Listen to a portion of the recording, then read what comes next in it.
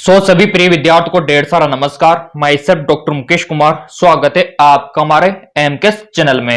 आज के इस वीडियो में हम बात करने वाले हैं नीट काउंसलिंग 2024 के बारे में। यहाँ पर आपका नीट काउंसलिंग शेड्यूल जारी हो चुका है एमसीसी के द्वारा। जैसा कि यहाँ पर आप देख पा रहे होंगे, ये पूरा टाइम टेबल आपका 14 अगस्त से 21 अगस्त नीट 2024 राउंड फर्स्ट का पंजीकरण होगा और 16 से 20 अगस्त NEET 2024 round first choice filling चलेगा। 20 अगस्त 2024 NEET 2024 round first choice locking.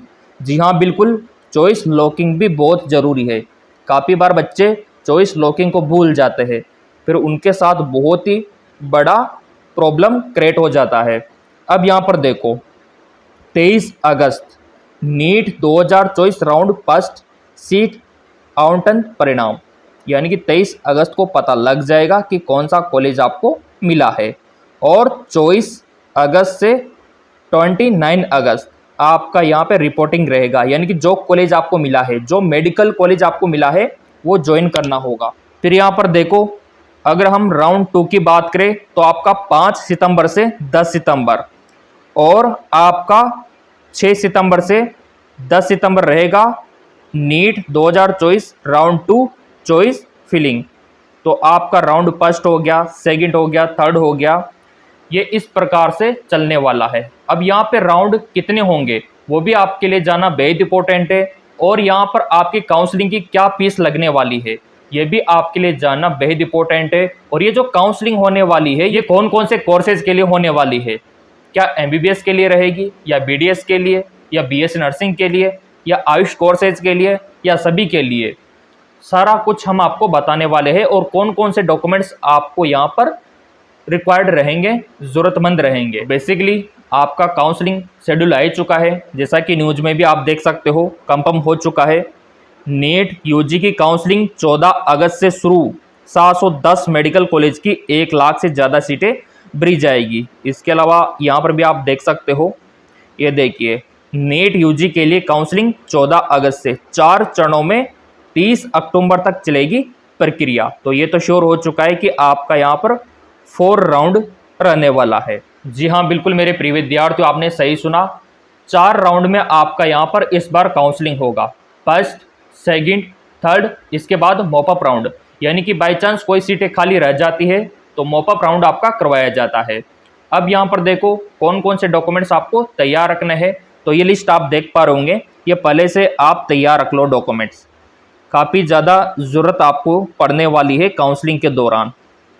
इसमें सबसे पहले यहाँ पर आप देख पा रहे होंगे, ये पूरी लिस्ट, चाहो तो आप स्क्रीनशॉट ले सकते हो। इनमें से एक भी डॉक्यूमेंट्स अगर कमी रहती है तो आपको बहुत बड़ा प्रॉब्लम का सामना करना पड़ सकता है। पहला, नीट एडमिट कार्ड पहले से तैयार करके रख लेना। मैंने बोला भी था, काफ़ी सारे विद्यार्थी तो क्या है, एग्जाम देने के बाद एडमिट कार्ड को फेंक देते हैं। उस टाइम पे भी मैंने बोला था कि संभाल के रखना नीट एडमिट कार्ड को, काउंसलिंग के टाइम पे काम आता है। फिर अगला आता है आपका नीट स्कोर कार्ड, यानी कि आपका रिजल्ट, ठीक है। फिर अगला आता है आपका क्लास 10th का सर्टिफिकेट, यानी कि 10वीं की मार्कशीट। फिर अगला है आपका क्लास 12th का सर्टिफिकेट, यानी कि 12वीं की मार्कशीट। फिर अगला यहाँ पे आईडी प्रूफ, आधार कार्ड हो गया, पैन कार्ड हो गया, ड्राइविंग लाइसेंस हो गया, पासपोर्ट हो गया, इनमें से कोई एक आप ले सकते हो। फिर यहाँ पर 8 पासपोर्ट साइज के फ़ोटो, जी हाँ बिल्कुल, पासपोर्ट साइज के फ़ोटो 8-10 तो होने ही चाहिए करीब। फिर अगला यहाँ पे प्रोविजनल अलॉटमेंट लेटर, जो आप काउंसलिंग करवाओगे तब ये आपको मिलेगा, है ना। जो आपका रिजल्ट आएगा ना काउंसलिंग का, वो होता है आपका अलॉटमेंट लेटर। कास्ट सर्टिफिकेट और आपका PWD सर्टिफिकेट, अगर आप एप्लीकेबल है, अगर आप विकलांग है, अगर आप आते हो यहाँ पे AWS में तो उसका चलेगा, अगर आप विकलांग में आते हो तो PWD का चलेगा, ठीक है। और यहाँ पर डोमिसाइल सर्टिफिकेट, स्टेट काउंसलिंग के लिए ज़रूरी है आपका डोमिसाइल सर्टिफिकेट, यानी कि मूल निवास। जी हाँ मेरे प्रिय विद्यार्थियों, मूल निवास जो है आपका डोमिसाइल सर्टिफिकेट है, वो स्टेट काउंसलिंग में कंपलसरी है। अगर आप ऑल इंडिया कोटे का करवाते हो, जैसा कि आपको पता है कि ऑल इंडिया कोटे का 15% सीट होता है और स्टेट कोटे का 85 सीट होता है, तो अलग अलग काउंसलिंग होती है। ऑल इंडिया कोटे की अलग होती है, स्टेट कोटे की अलग होती है। किस प्रकार से होती है वो तो मैं आपको बताने के लिए यहाँ पर हूँ सही, पूरा अपडेट मैं दूंगा आपको। अगर आपने चैनल सब्सक्राइब कर रखा होगा तो ऑब्वियसली बात है कि पल पल की अपडेट तो आपको मिलती रहेगी। अब यहाँ पर देखो कितना फीस आपका लगने वाला है, ये भी जानना आपके लिए बेहद इंपॉर्टेंट है, क्योंकि काफ़ी बार क्या होता है कि विद्यार्थियों को फीस के बारे में पता नहीं होता।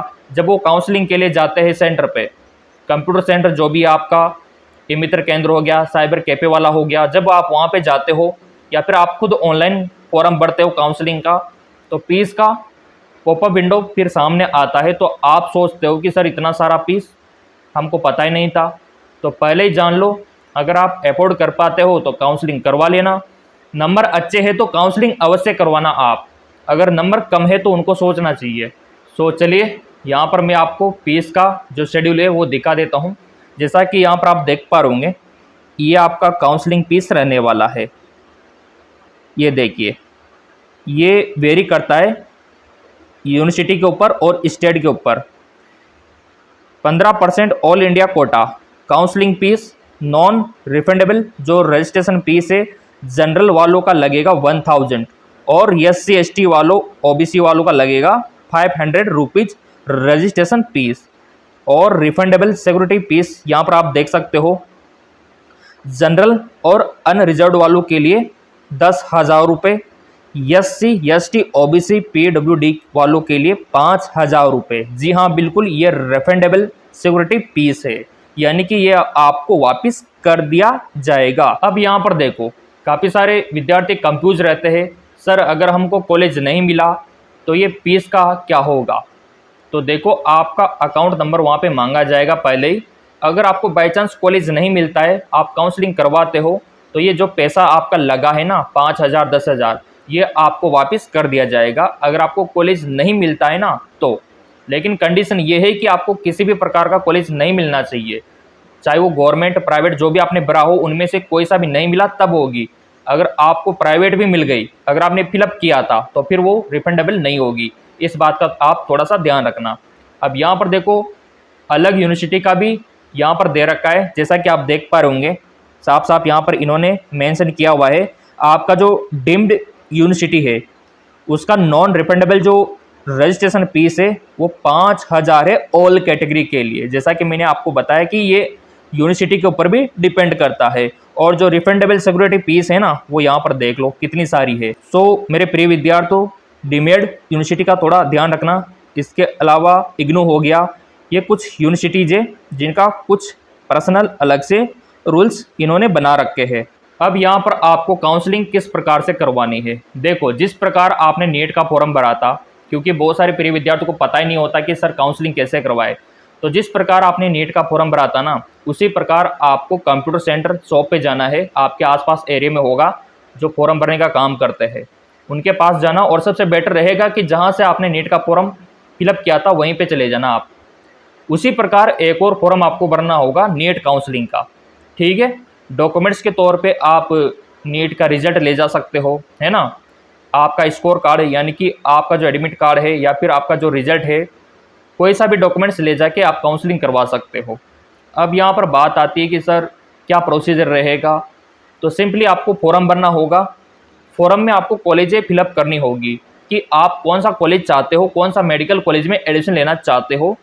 जितनी चाहो वो कॉलेज आप भर सकते हो, क्योंकि काफ़ी बार बच्चे बोलते हैं कि सर कितने कॉलेज भर सकते हैं, 5 10 15। तो यहाँ पर जितनी चाहो आप फिलअप कर सकते हो, क्योंकि आप यहाँ पे काउंसलिंग फीस दे रहे हो।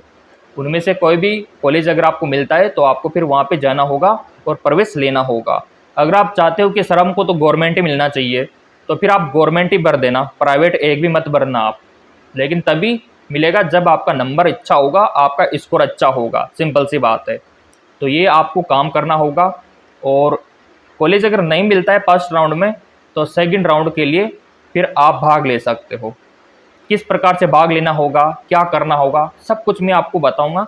चैनल सब्सक्राइब कर लेना। और जो विद्यार्थी 2025 के लिए तैयारी करना चाहता है, अगर आपके नंबर कम है इस बार, तो ये नंबर आप देख पा रहे होंगे, व्हाट्सअप हमें कर सकते हो। एमकेएस एकेडमी एप्लीकेशन है हमारा, वहाँ पे तैयारी स्टार्ट है, लिंक वीडियो के डिस्क्रिप्शन में भी दे रखा है। 2025 के लिए नया बैच स्टार्ट हो चुका है, चाहो तो आप इसमें भाग ले सकते हो। और मेडिकल फील्ड में अपनी एक नई पहचान बना सकते हो। धन्यवाद।